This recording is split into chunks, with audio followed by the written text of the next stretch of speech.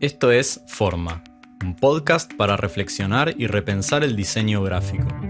En cada episodio, teoría, práctica, procesos, pasado, presente y futuro, dudas, certezas y visiones personales. La idea es buscar otras formas, menos rígidas, discriminatorias y prejuiciosas, más locales, sustentables e interdisciplinarias. Este podcast es una pregunta abierta a quienes hacen, piensan o usan diseño día a día. Soy Sebastián Gaguín y les doy la bienvenida a Forma. En este episodio le damos la bienvenida a Silvia Fernández, diseñadora en comunicación visual de la Universidad de La Plata y reconocida investigadora. Ejerció la docencia en universidades de La Plata, Buenos Aires y México. Fue decana de la Facultad de Diseño y Comunicación de la Universidad del Este y creó planes de estudio para carreras de diseño en Misiones y Río Negro en Argentina. Dictó cursos y conferencias en varios países de América, Europa y Oceanía. Luego de una amplia trayectoria de práctica profesional, hoy su interés está volcado en la investigación. Escribe y coordina trabajos editoriales sobre la historia y la actualidad del diseño. Invitamos a Silvia para que nos cuente sobre su experiencia profesional y docente, sus investigaciones sobre el diseño en América Latina y los desafíos de la proyectualidad, en la actualidad y a futuro. A continuación, la entrevista con Silvia Fernández. Bueno, Silvia, bienvenida. Quiero agradecerte por venir hasta acá desde La Plata, acá hasta Ida. Es un placer tenerte acá. Muchas gracias y espero que sea un encuentro rico. Yo también. Bueno, quería preguntarte sobre tu experiencia estudiando en la Universidad Nacional de La Plata, que fue, por lo que tengo entendido, más o menos dentro de los inicios de la carrera de comunicación visual, que fue una de las primeras del país, no sé si la segunda, tal vez después de la de Cuyo. ¿Cómo fue esa experiencia? En realidad la carrera está creada en el 64 y yo ingreso creo que en el 72. Había en mi existencia de alumna una preexistencia de egresados y de gente que ya venía formada dentro de la carrera, con lo cual no estoy, y yo no me considero dentro de las primeras promociones.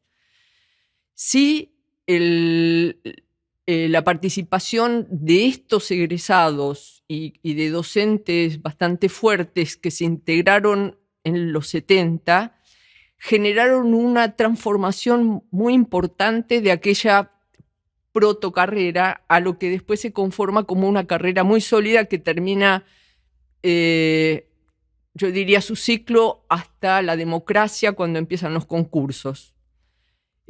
Así que soy una favorecida dentro de la línea de herencia de la Universidad de La Plata, porque tomo ese segundo impulso en el cual aparecen situaciones de plan de estudios y de cambios de programas a partir de estos docentes que ingresan, que hacen una formación muy vívida, muy activa, muy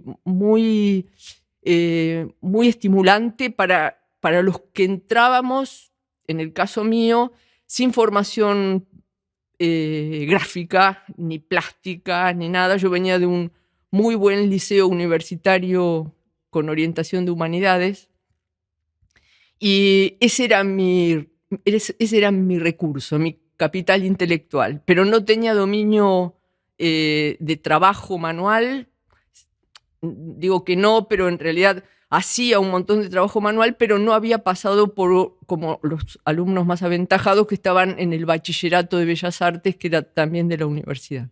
Así que mi concentración como alumna fundamentalmente fue tratar de aprender las herramientas y los modos, diría hasta las gestualidades de qué era ser diseñadora gráfica. Mi opción fue arquitectura y alguna humanística, pero el diseño me atrajo muchísimo por lo novedoso. Mi hermana estudiaba ecología, que también era una carrera absolutamente nueva en ciencias naturales.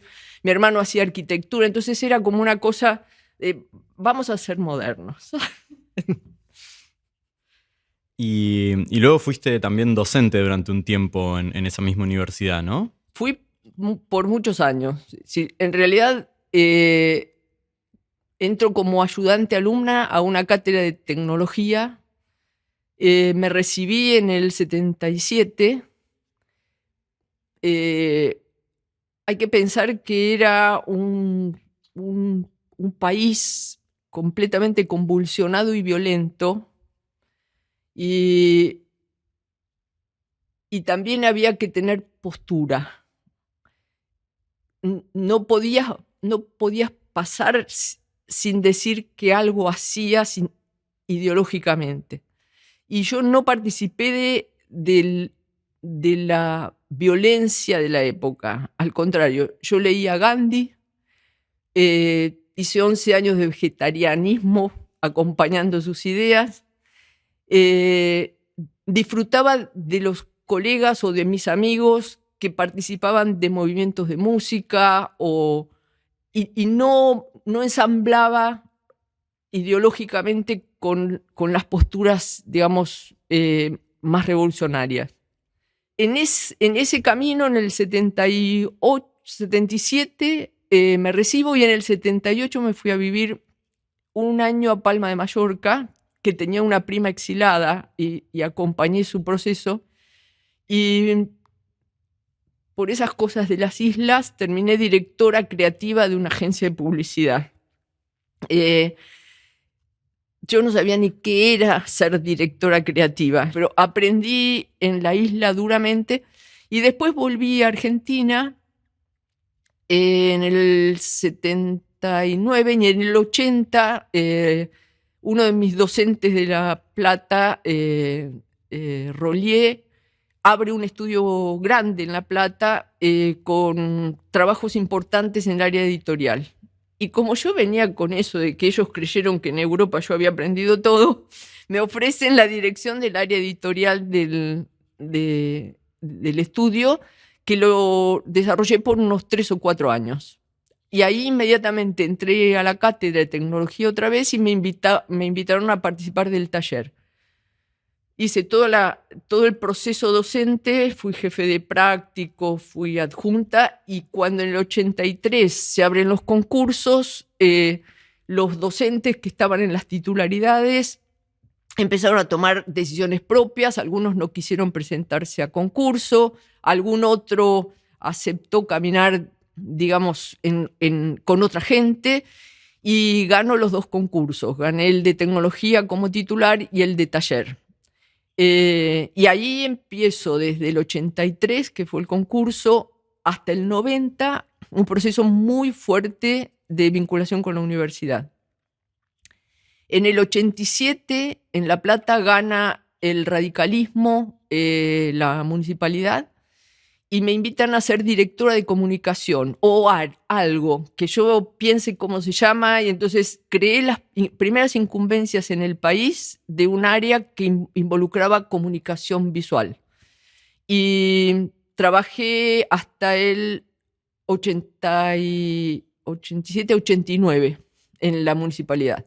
Un trabajo hermosísimo, enorme, solo vinculado con la comunidad, tratando de vincular alumnos con los procesos también de necesidad del Estado, con lo cual había muy buenos resultados, y incluso tuve la posibilidad de viajar a Madrid, que estaba haciendo el recambio de imagen, y tomé contacto con los equipos, así que fui de las primeras que trajo lo que podía ser identidad urbana, no quiero llamar, después se llamó marketing en los 90, marketing urbano, pero en realidad era una mirada socialdemócrata de cómo había que socializar todos los recursos de la municipalidad. Aprendí muchísimo, trabajé muchísimo, y en los 90 llega Menem, y yo vi que el proceso que estábamos desarrollando empezaba a tener un límite, y por muchas amistades que había cosechado en todo este proceso, y gracias a Ronald Shakespeare, porque tengo que decirlo, y gracias a que también Norberto Chávez había estado dando unas charlas en La Plata, hago una pasantía con Chávez de un año en los 90 en Barcelona. Ya a la vuelta, digamos, y ya con todo ese bagaje, en los 90 había dejado la universidad y seguía yo con mi estudio. Llegué a tener 5, 6 pasantes y seniors trabajando en un estudio que era de provincia. Entre tanto, se abrió un instituto privado en La Plata, que era la primera alternativa a la universidad que se armaba.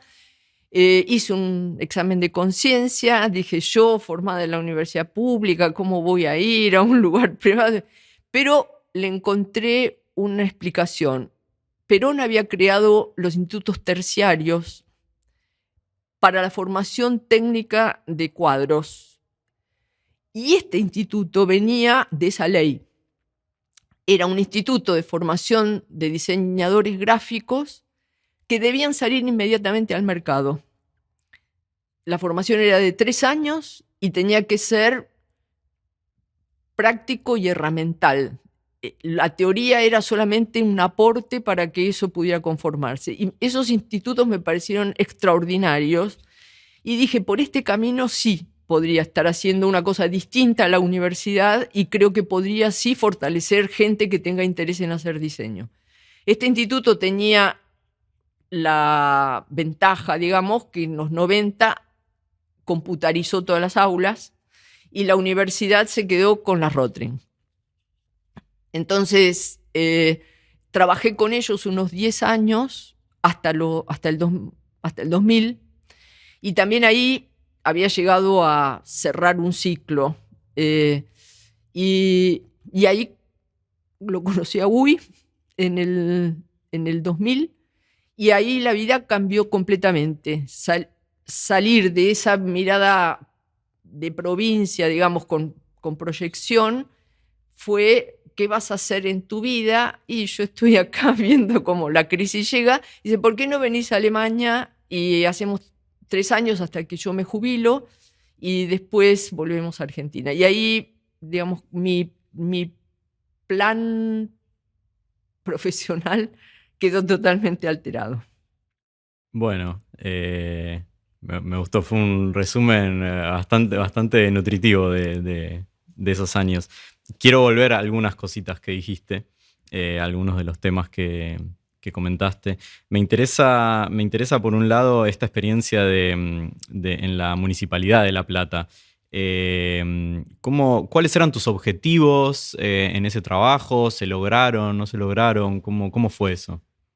Este intendente que se hizo cargo del gobierno, Pepe Pinto, un extraordinario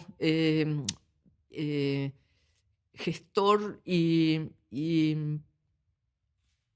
socialista y de una mirada abierta, crea, antes de tener la posibilidad de tener el cargo, un centro de participación ciudadana que era para empezar a conformar los cuadros, pero también para empezar a generar políticas. Entonces yo participé inicialmente de este centro de participación y tenía las novedades de que las ciudades tenían que hacer campañas permanentes para renovar la actitud ciudadana. Era una mirada absolutamente social y transversal a todas las clases. Era un desafío encantador porque tenías que informar una vacunación, un arreglo de veredas, una puesta en valor del lago. Entonces llegamos a la municipalidad y empezamos a generar como un sistema de equipo de trabajo. Eso desde la base, digamos. Después había lo serio, que eran las reuniones de gabinete en las cuales se decidían las políticas y cómo el diseño iba a acompañar esas políticas. Empecé con el grupo de los primeros 40 directores de lo que quieras, espacios verdes, obra pública, educación, todo lo de salud. Y en un momento dado pasó un mes y yo ya estaba sentada en la mesa chica con 5 secretarios, porque habían entendido lo estratégico que era la comunicación para esto. Entonces, a partir de ahí eran los comitentes, eran los directores de las distintas áreas y nosotros les íbamos resolviendo problemas. Recogimos todos los diseñadores que había en las distintas dependencias y fueron a trabajar a la dirección nuestra. Y si vos me preguntás, creo que el proyecto de Madrid me aclaró muchísimo. Yo vine en la valija con 2 carpetas que me habían regalado, que era el manual de identidad de la ciudad. Yo dije, esto es una fantasía. Entonces, a partir de ahí no se trabajó, digamos, porque no había los tiempos, no se trabajó sobre un manual de identidad. Creo que la marca de la ciudad salió al año, porque no había tiempo. Pero sí hubo una sensación de explosión en la ciudad. Primero porque la política estaba yendo para ese sentido y nosotros apoyamos en todo lo que se pudo y con los recursos que había. Bueno, y también volviendo un poco que hiciste esta trayectoria que contaste sobre tu experiencia docente en La Plata y esta posibilidad en su momento de ir a la Universidad de Buenos Aires y finalmente fue la Universidad del Este, se llamó, ¿no? Me intriga un poco como esas distintas modalidades de enseñanza tal vez en cada lugar y cómo, por ejemplo, en la Universidad de La Plata la carrera de diseño en comunicación visual está dentro de una facultad de Bellas Artes, a diferencia, por ejemplo, en la UBA que está en un ámbito más de la proyectualidad, entre comillas, o bueno, estos otros institutos más terciarios. ¿En qué se diferencian? ¿Cuál es tu postura sobre esos temas? Mira, tuve la suerte de conocer unas cuantas universidades fuera del país y enseñar en algunas, dar conferencias en otras, acompañar a GUI en su proceso de 3 años en una forma de enseñanza absolutamente disruptiva para lo que nosotros conocemos. Ellos trabajaban por aprendizaje por problemas. Tenían solo 11 profesores en una carrera con unos 100 y pico de alumnos. Entonces empecé a entender que no había un modo. Cuando vine yo participé bastante de creaciones de planes de estudios en la provincia para esos terciarios. Había creado también el de Misiones, que me había invitado Rubén y Carlos Venancio. Y digamos, el de la Universidad del Este es el que me permitió compactar todo eso que aprendí. Me costó ofrecerle la idea a las autoridades que eran muy clásicas y que no les parecía, pero bueno, hice una experiencia de 4 años que fue extraordinaria y creo que fue muy bueno el resultado en los procesos de los alumnos. En el 2011 me invitan a hacer el plan de estudios de la Universidad de Río Negro y entonces sabía más.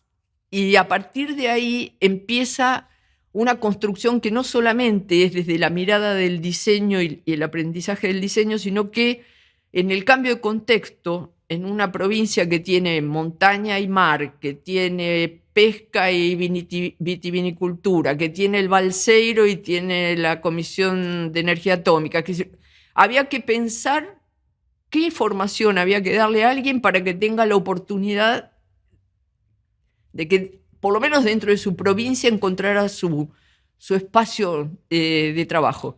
Y creo que el plan salió muy bien. La fortaleza de ese plan es que pasó a tener solo 7 áreas la carrera y eso necesitaba 7 titulares, con lo cual en Río Negro, que era difícil encontrar docentes, era una manera de poder paliar la diferencia y conseguimos consolidar una carrera que por lo menos en el tiempo que la fui siguiendo, que es no es un seguimiento institucional, sino que es solamente por la curiosidad de ver cómo iba, los resultados que veo gráficos y de orientación me parece que están cerca de lo que el plan de estudios había querido. Como mencionaste esta metodología de educación por problemas, ¿hubo algo que aplicaste de esa metodología en estas carreras? En el Este, en la Universidad del Este, sí, los profesores entraron todos en las distintas áreas, entraron todos a aprendizaje por problemas. Y fue fascinante la vuelta copernicana que dio en las cabezas de muchos para poder acceder a otra manera de enseñar. En Río Negro hice un taller, pero si vos me preguntás, creo que no llegamos. El que más se consolidó en eso fue Marcelo Zapoznik, que me consultaba mucho y que quería ver si lo estaba haciendo bien y que si nos reuníamos. Pero no me parece que haya sido un aire de la facultad. ¿Podrías resumirnos un poco de qué trata esta metodología? Sí, claro. Te pongo un caso que para mí fue uno de los más nuevos y más sorprendentes que aparecieron en ejercicios en la Universidad del Este. La profesora era una periodista, estaba en el área de comunicación, lo que sería algo como comunicación social. Y venía de la carrera de periodismo y estaba muy bien formada, y era una mujer que ya tenía su carrera hecha dentro de la docencia. Me dice: Silvia, yo esto no lo entiendo. Digo, bueno, mira, es que yo tengo mi programa y yo tengo que empezar para explicar que la comunicación es esto y que qué pasa con la comunicación. No, digo, olvídate del programa, no tiene nada que ver con esto. Y me dice: pero tengo que encarar la primera clase. ¿Qué hacemos? No sé, vos fíjate, vos tenés que empezar a hacer entender al alumno que llega acá que la comunicación va a quedar resumida en ese ejercicio. Daba vueltas, me llamaba a la noche, mandaba mails, no la veía. Y en una de esas cae una ficha de oro. Silvia, ya sé, el tema es el silencio. Bueno, empiezan a procesar un ejercicio abierto donde el alumno lo único que recibe como consigna es que hay que trabajar sobre el silencio. Tienen, como pasaba en la KIST en Alemania, tienen un tiempo para desarrollarlo y después tienen una presentación pública. Empieza el proceso y cada uno va trayendo sus propios recursos, que es el que sabe más de audiovisualismo va a desarrollar, el que tiene más vinculaciones con teatro, el que es más formal y no lo encuentran. Entonces aparecieron un trabajo sobre el mimo, un trabajo sobre el silencio en una sala de lectura, un trabajo del silencio social con las marchas de Catamarca, un trabajo sobre un músico que había trabajado una obra que duraba 1 minuto de silencio. Entonces, lo que empezó a suceder es que cada uno tenía su recurso propio para poder aportar a una mirada sobre el silencio que terminaron yendo hasta las familias a verla, porque participaron compañeros, amigos, familiares, y fue una explosión de vitalidades. Eso es el aprendizaje por problemas. Siguiendo un poco con este tema educativo y los distintos ejemplos de las universidades o de ámbitos de estudio, ¿pensás que hay que formar profesionales únicamente para lo que necesita el mercado laboral, como mencionaste las experiencias en Río Negro, por ejemplo? ¿O qué otros roles también pueden tener las universidades? Yo creo que la universidad determina el objetivo en el estatuto. Es decir, después nosotros nos perdemos, pero cuando se crea una universidad, y sobre todo las universidades nacionales, en los fines lo que aparece es que el profesional egresado pueda acompañar procesos sociales, etcétera, etcétera. Yo creo que lo local te da apertura para una visión mucho más abierta y mucho más integradora. No es que porque estás haciendo eso no terminas de ver el resto. Vos imaginate que en la KIST, que es esta universidad de Colonia que para mí es referencia, recibían alumnos coreanos, chinos, japoneses, polacos, americanos, y esos volvían a sus contextos. ¿Y qué estaban aprendiendo? Y estaban aprendiendo a diseñar para distintos contextos. De ninguna manera creo que hay que focalizar. Por eso se llama universidad. Es la universalización. Eso nos caracteriza. Ahora, que después vinieron procesos pedagógicos que terminás especializándote en un pequeño parte de ese todo, es un problema. Yo prefiero entender al diseñador gráfico como un generalista que tiene la opción personal por su propio perfil y sus propios recursos y por su propio capital intelectual y operativo de poder resolver problemas para la comunidad. Yo sigo insistiendo que eso es. No, el mercado un día no va a estar, pero el diseño va a seguir estando. Y más allá de este tema de la educación por problemas, sobre esta universidad en Colonia, ¿qué otras cosas te llamaron la atención en comparación tal vez con la educación en Argentina o en América Latina? Creo que una de las claves de eso son los docentes. Me impresionaron muchísimo la calidad de los docentes. Docentes que tenían especialidad en tipografía o que tenían capacidad en gestión de diseño o en historia, pero cada uno en su formación no daba un teórico y el alumno iba y anotaba. Ellos recibían un seminario, por un lado, del mismo docente, y tenían desarrollo de proyecto. Al principio de año, el alumno se inscribe en el seminario o el proyecto de alguno de esos profesores y se crea la propia matriz de formación. Entonces, el tema de Jaina Jacob me interesa, lo hago este cuatrimestre. Ya completé con él mi parte de formación. Ahora tengo que seguir recogiendo con otros. Entonces, los temas que vos veías que surgían y los seminarios teóricos que terminaban siempre en una presentación visual y el compromiso que generaban en el alumno es un cambio de paradigma.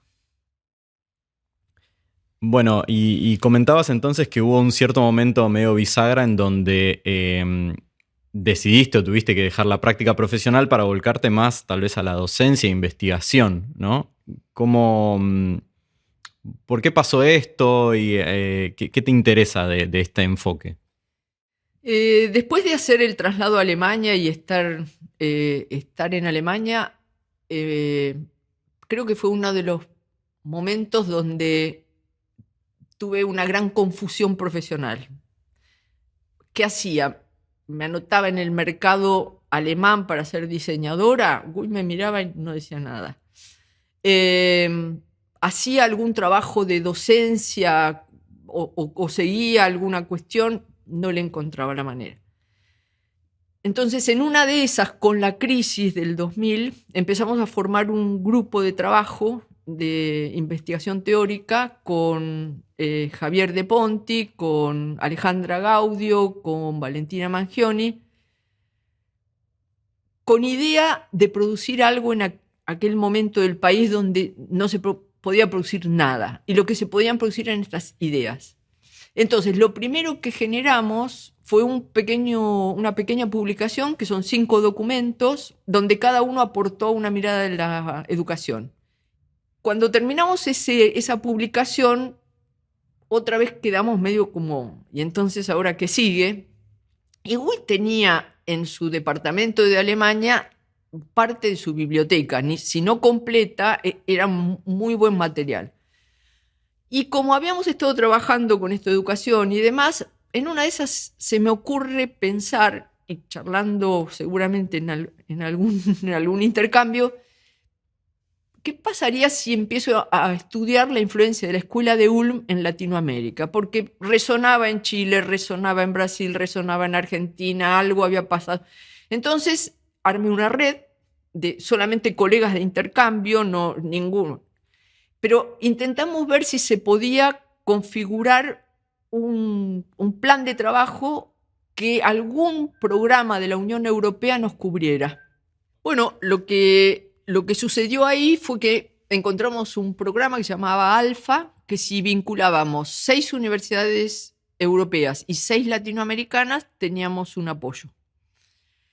Cuando llegamos y presentamos todo y teníamos las firmas, se había discontinuado el plan. Nos quedamos con todo eso y sin plata. Entonces dijimos, bueno, lo hacemos así, sin plata. Y fue así. La primera reunión del grupo para trabajar la historia del diseño en América Latina fue épica. Fue en el 2001, en La Plata, con $400 y 17 invitados internacionales. Mi mamá cocinó empanadas, mis colegas hacían la pasta frola, el instituto nos puso el café y trabajamos enormemente y brillantemente durante una semana. Y empezamos a impulsar esto de que cada uno mirara su localía y tratara de ver cómo armaba el capítulo. Hicimos una segunda reunión en México, tan épica como esta, pero sin crisis, y conseguimos publicar en el 2008.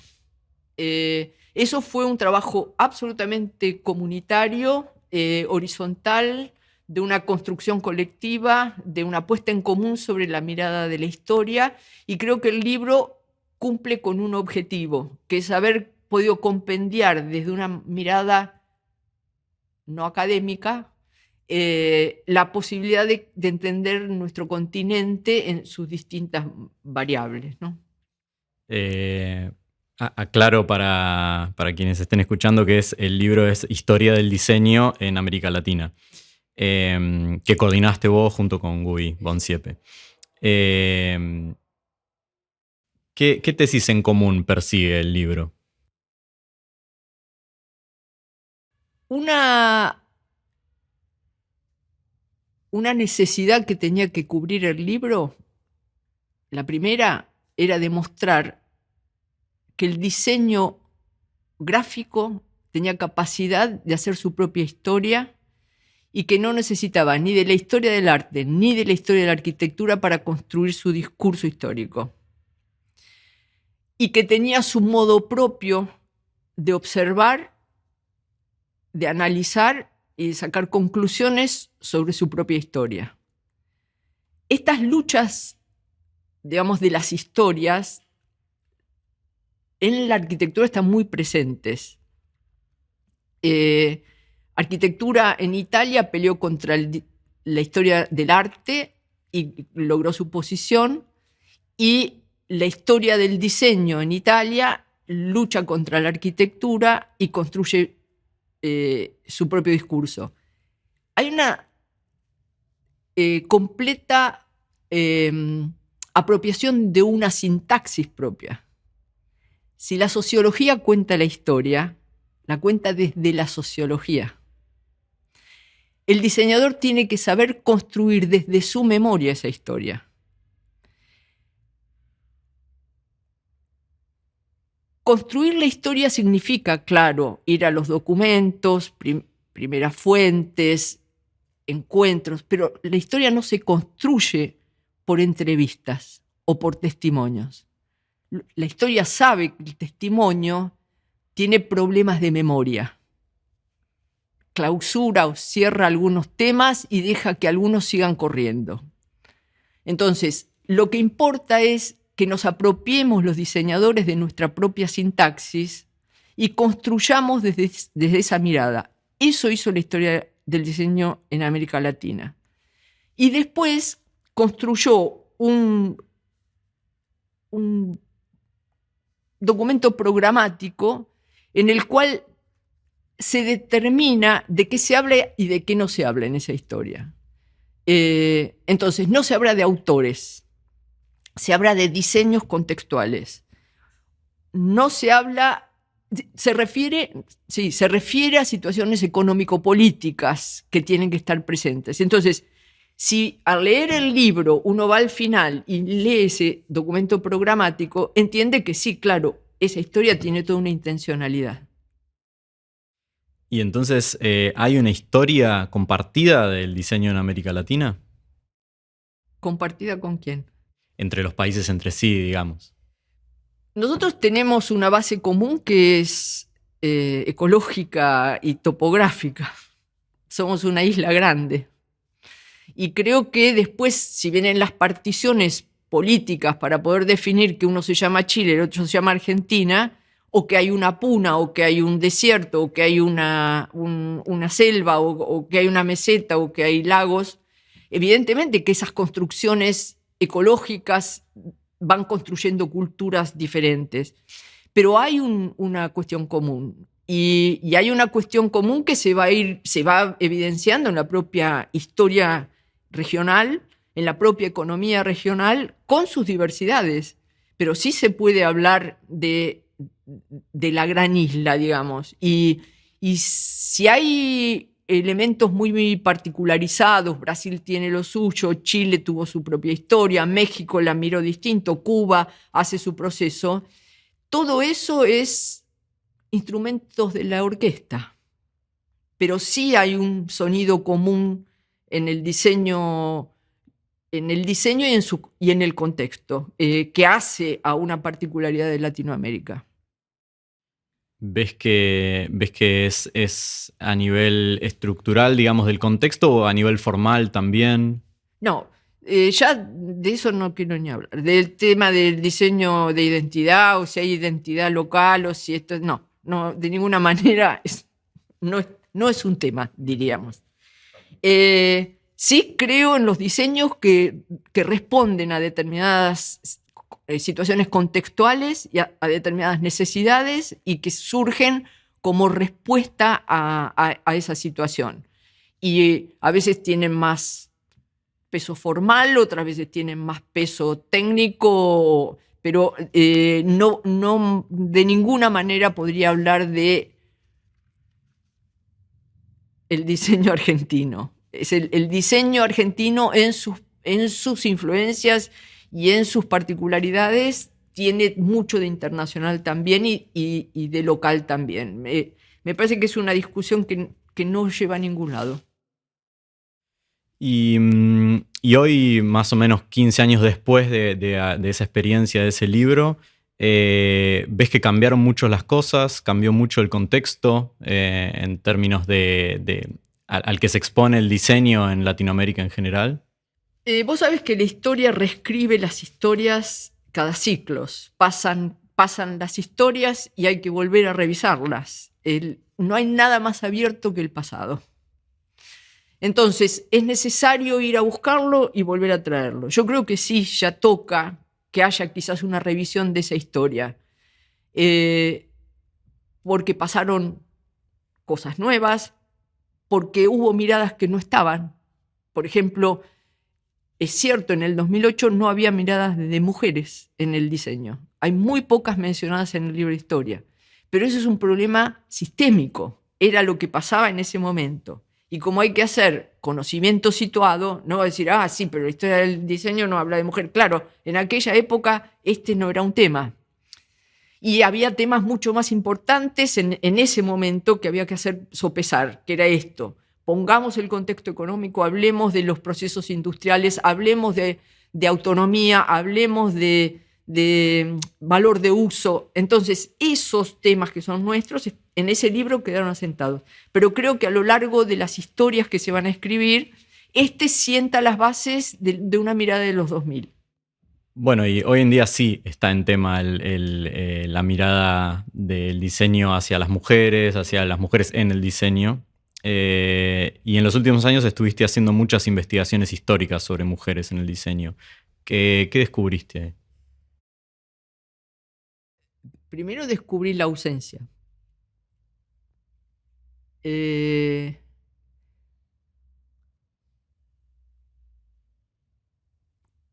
¿Cómo surge la posibilidad de trabajar sobre esto? También es una particularidad, porque cuando se termina el libro de historia, una editorial francesa que estaba haciendo un trabajo sobre el diccionario de mujeres creativas en el mundo, a través de una colega brasilera, me invitan a escribir biografías que tienen un largo de media carilla para este diccionario. Y entonces yo vi que tenía documentadas algunas. Y dije, no me cuesta nada seguir trabajando en esto. Y debo haber presentado, tenía una lista como de 15, no eran muchas latinoamericanas, y presenté unas 12 que se publicaron. Inquietud que empieza en Francia, no en mi persona. Entonces, cuando tenía el material, dije, esto podría servir, y charlando también en uno de estos momentos donde uno no sabe por dónde sigue la cosa, no, mira, hay material ahí, ¿por qué no te fijas? Entonces empecé a ver que podía empezar a armar un listado que llega hoy a 100 mujeres en el proceso histórico argentino. Y podría haber entrado quizás por lo mismo que hicieron las francesas, ir escribiendo pequeñas biografías. Pero me dio mucha fascinación entrar por las vidas y por las biografías. Y es un tema que la historia recoge en los últimos años. La biografía era un tema despreciado dentro de la historia de los grandes tiempos. Las biografías no tenían lugar, eran muy mínimas. Empecé con una biografía de una exalumna mía que me resultaba más cómodo, tenía el material, no me comprometía tanto a ver si yo era capaz de hacer el género, digamos. Y ella trabajó en cine científico en Italia, con la Cinemateca de Bolonia y un instituto de investigación en el área de la física. Y entonces le seguí los caminos, fuimos a Bolonia, estuvimos en el centro de investigación, contactamos colegas, hablé con la familia, ella había fallecido ya. Así que escribí que se llama Laura Pedroni, Diseño Visual y Conocimiento Científico. Y después ahí siguió la tapa de la revista Sur, que toda la vida me sorprendió que hacía esa tapa en la historia del diseño, que era absolutamente fuera de sistema de todas las tapas, de tanto editoriales, libros como revistas, qué sé yo.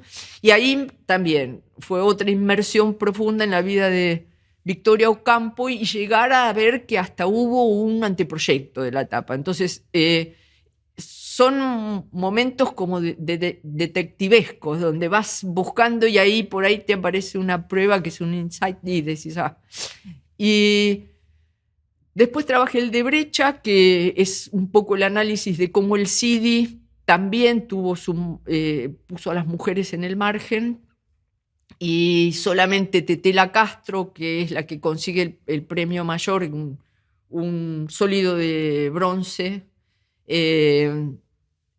con la silla Pepa, compartida con Leiro. Y después trabajé Lala Méndez Mosquera, que creo que ahí sí hice la tesis de doctorado. Fue un trabajo enorme, primero convencerla de que era un tema y después de tratar de encontrarla y dentro de los encuentros empezar a poner en valor lo que ella creía que no valía nada. Entonces trabajé desde el 2014 hasta el año pasado. Fue muy duro, muy arduo. Traté de ser lo más honesta históricamente posible y honesta con ella misma. Ella quedó muy conforme con el trabajo y lo presentamos el año pasado en el Museo Nacional, donde, bueno, hay un cierre de ciclo. Bueno, y siguiendo en esa línea, también fuiste co-curadora de la muestra Matrices, Mujeres del Diseño Argentino, donde también participó la colectiva feminista y Futura, de la cual formas parte. ¿Qué te interesa de esas experiencias colectivas, sobre todo, no? Mira, yo creo que si hay algo nuevo en la civilización hoy es el abordaje femenino de la realidad. Yo creo que eso a cualquier conservador que se precie le molesta más que el comunismo. yo creo que la mirada, no digamos feminista, la mirada desde el femenino es la novedad de la historia de la humanidad. Hay casos, hubo pequeñas culturas, hay culturas ancestrales que tienen este dominio, pero nunca irrumpieron en lo social, en la escala que están entrando hoy. Me parece que el trabajo de Matrice fue un trabajo femenino. Fue delicado, muy bien seleccionado, muy respetadas las piezas, y en eso ves la fuerza de la producción. ¿Qué es lo femenino? Es que nació algo que parecía que no existía y que tiene esa fuerza de algo que va a seguir avanzando a pesar de los negacionismos. Me parece que hay que correrse de ese discurso feminista y empezar a deconstruir en qué consisten esas miradas. Hay que mirar rutinas, hay que mirar formas de trabajo que tienen un nivel sonoro mucho más bajo que lo que estamos habituados a ver en la realidad. Y eso de alguna manera también ayudó a la invisibilidad. La mujer no está en el centro del proyecto, ni se pone en el centro del proyecto, y hay que ir a buscarla a los márgenes. Y en esos márgenes aparecen estas nuevas ancestrales formas de producción. Hay un término de la botánica que es interesante que se llama ceguera botánica. Dicen los botánicos que lo crean que el ser humano no tiene la capacidad de registrar el mundo vegetal. Si vas a entrar a un bosque, es muy fácil que veas el animal que se mueve, la piedra, el río, pero si te pregunto por las plantas, no identificaste ninguna. ¿Es posible equiparar esa ceguera a la ceguera de las mujeres en el diseño? Sí. Un poco porque las mujeres también se colocan en ese lugar, pero también porque la centralidad gana una jerarquía, un dominio del poder que de alguna manera es rápido y es efectivo, pero no tiene la eficiencia del mundo vegetal. El mundo vegetal trabaja en horizontal, colaborativamente, asociándose, con cuidados, teniendo muy claras las señas que están indicando cambios, aceptando con mucha capacidad de estructura fisiológica las grandes catástrofes. El vegetal se recupera de la catástrofe con facilidad. Eso da una forma de ser absolutamente horizontal. Sería equiparable a lo que el universo femenino hace en su general y en particular en el diseño. Y en ese registro es que hay que entrar a entender el diseño en clave femenina. Bueno, te llevo a otro tema, que lo tocaste un poco antes, que sos en general muy crítica sobre lo que pasó en el diseño a partir de los años 90, cuando su perfil más, digamos, social, entre comillas, se desplazó hacia un mercado globalizado, tal vez un lenguaje visual unificado. ¿Cómo es esa relación entre la dimensión más visual, estética, y la dimensión discursiva? ¿Cómo lo interpretás vos? Los procesos se van viendo y evidentemente el diseño acompaña movimientos mucho mayores. La irrupción de Menem, que en realidad en una situación de contexto internacional miramos nada más que las posibilidades de desarrollo personal, privado, de mercado,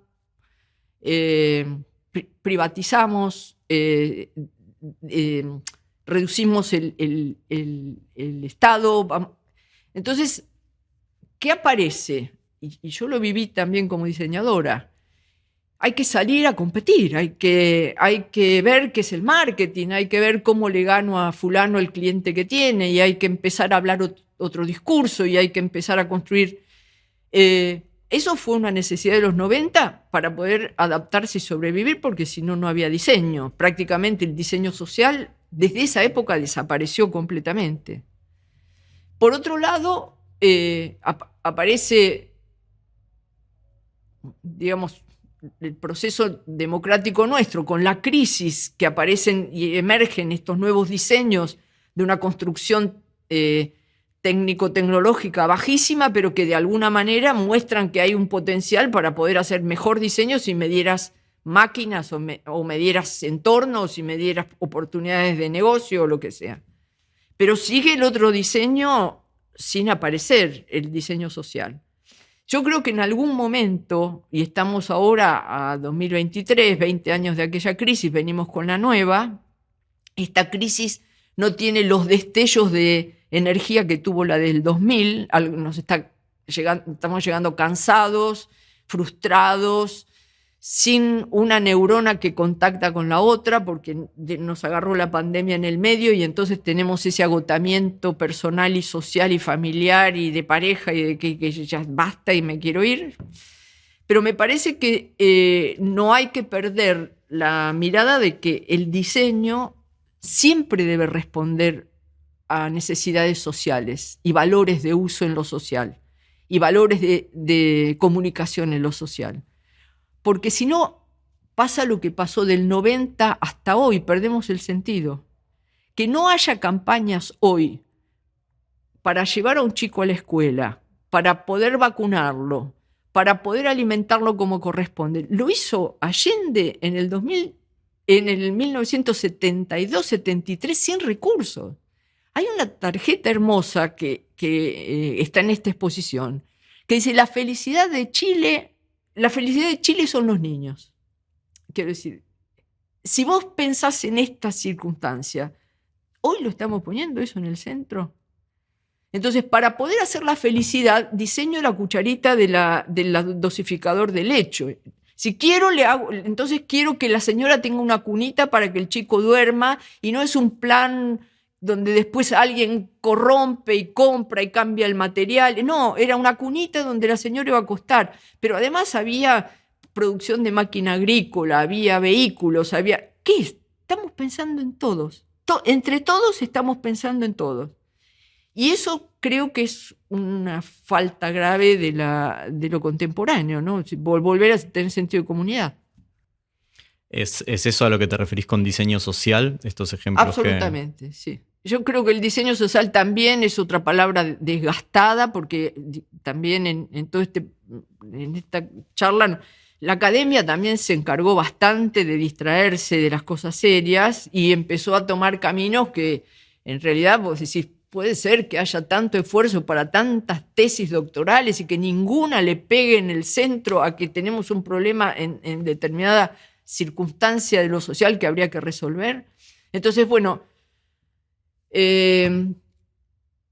creo que sí hay una distracción de la academia, y creo que también hay una cuestión de contexto que no ayuda.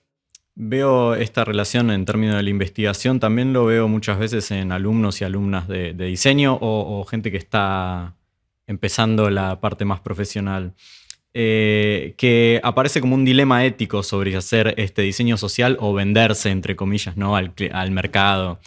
¿Hay alternativa a esto? Yo creo que sí, siempre hay alternativa. Hasta, como decía Maldonado, siempre hay un intersticio. Siempre hay un lugar donde podés quebrar al sistema. A veces es que uno no tiene la fuerza o no tiene la claridad o prefiere la comodidad de determinadas situaciones. Exige mucho de lo personal una decisión de estas. Es decir, ¿dónde puedo hacerlo? ¿Qué puedo hacerlo? O tengo tiempo para esperar para hacerlo en otra oportunidad. Pero me da la sensación que que también en esto de haber ganado individualidad y que cada uno el yo y solamente el yo, me parece que hasta que no volvamos al abrazo comunitario estamos complicados. Y por eso yo creo, por ejemplo, estos colectivos como Hay Futura, donde la voz empieza a tener un trabajo de vasos comunicantes, donde vas sabiendo la realidad de cada una de las especialidades y de cada uno de los caminos que cada una tomó, pero que te ves en el mismo punto de dificultad. Me parece que ahí empieza la cosa, ¿no? Ahí se empieza a tejer el tejido social. Por eso creo que es fundamental Hay Futura y todas las otras comunidades donde vos puedas hacer ese intercambio horizontal. Bueno, estamos en un contexto de múltiples crisis que venimos hablando, ¿no? Desde ambientales, del esquema productivo de consumo, de fascismo surgiendo por todas partes. Y ante esos escenarios, a veces el diseño parece como medio impotente para cambiar las cosas. ¿Es que vivimos una crisis de la proyectualidad, tal vez? No, yo creo que estamos en una crisis civilizatoria. Vamos a ir por la escala, ¿no? Hay una sensación de fin de ciclo. Y no sé cuántas veces en la historia de la humanidad hubo esta percepción de fin de ciclo. Hay veces que fueron maravillosas, como el 83, que era principio de ciclo. La Revolución Francesa, principio de ciclo. Pero acá estamos en una sensación donde no valen los valores, no valen los supuestos, no valen los proyectos, y no deja de ser, a la mirada del diseño, una gran oportunidad de pensar que es el compost de lo que viene. Porque si no sería como muy degradante. Pero creo que hay que incitar y acompañar desde lo personal y desde lo colectivo la búsqueda del principio de un ciclo. Es decir, yo creo que hay que tratar de cerrar como se pueda, pero saber que el ser humano está para mucho más allá, está diseñado para mucho más allá, y que no se puede ahogar en un fin de ciclo como el que estamos. Van a aparecer figuras emergentes, que van a ser grupos emergentes, que van a ser colectivos, que van a ser modos de presionar al sistema de una manera diferente, que todavía no es un coro, pero digamos que hay espacios donde ya se están escuchando voces. Y creo que sí, ahí viene el hombre nuevo, el ciclo nuevo. ¿Incluido el diseño? Absolutamente. Bueno, y me interesa hablar de este futuro, hacia dónde perfila, este futuro donde parece que la tecnología aplicada a la creación y la comunicación están ya omnipresentes, ¿no? Como temas inteligencia artificial, redes sociales, control, vigilancia, digamos. ¿Qué imaginas que este futuro, este contexto va a implicar para las y los diseñadores? No me animo.